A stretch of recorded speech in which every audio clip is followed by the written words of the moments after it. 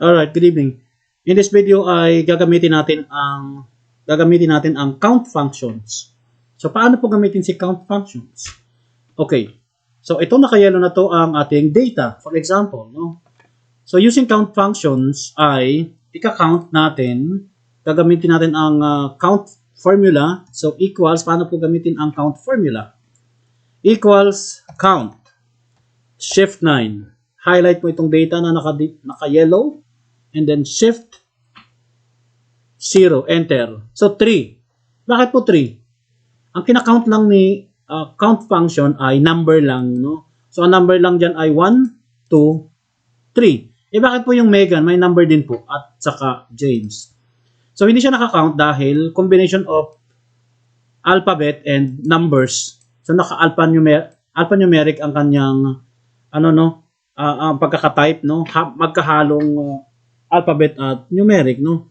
So hindi siya naka-count using the count function. So subukan natin ang counta. Ano po naman tong counta, no? Equals counta shift 09, highlight mo diyan, shift 0 and then enter. So 8. Anything, no, na data within that highlighted itong yellow na to, ay ika-count niya. Whether numeric, alphabet at alphanumeric, ika-count ni counta, no? So kung bibilangin natin 1, 2, 3, 4, 5, 6, 7, 8. So 8, no? Meron tayong 8 record of data, no? So using count, mabibilang niya yan. So kahit yan ay magkakaiba ng form, no?